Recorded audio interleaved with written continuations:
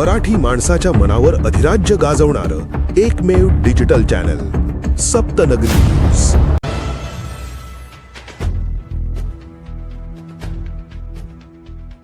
राष्ट्रीय स्तरावर नंदुरबारचा सुवर्ण झेंडा। ई आरोग्य धमनी उपक्रमाला राष्ट्रीय ई गव्हर्नन्स पुरस्कार बहाल। आदिवासी भागातील माता व बाल आरोग्यासाठी ठरला वरदान। जिल्हास्तरीय ई गव्हर्नन्स उपक्रमात देशात प्रथम क्रमांकाचा मान। सार्वजनिक आरोग्य क्षेत्रात अत्याधुनिक तंत्रज्ञानाचा प्रभावी वापर करून आदिवासी व अतिदुर्गम भागातील माता व बालकांचे आरोग्य सेवेत गुणात्मक परिवर्तन घडवून आणणाऱ्या नंदुरबार जिल्हा परिषदेच्या आरोग्य विभागाच्या ई आरोग्य धमनी या नाविन्यपूर्ण डिजिटल उपक्रमाला राष्ट्रीय ई गव्हर्नन्स पुरस्कार 2026 अंतर्गत पुरस्कार प्रदान करून गौरविण्यात आले।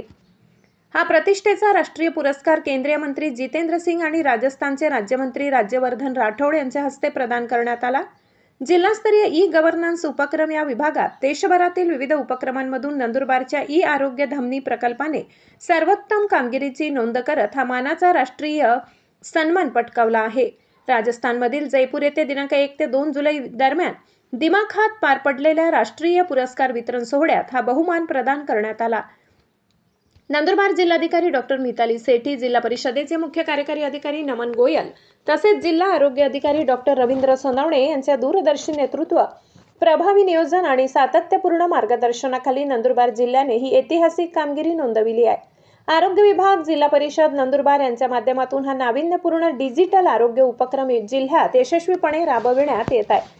आदिवासी व अतिदुर्गम भागातील माता व बाल आरोग्य सेवा अधिक सक्षम, परिणामकारक आणि वेळेवर उपलब्ध करून देणे हा या उपक्रमाचा मुख्य उद्देश आहे। या अभिमानास्पद राष्ट्रीय यशाबद्दल टीम नंदुरबारचे सर्व स्तरातून कौतुक होत आहे।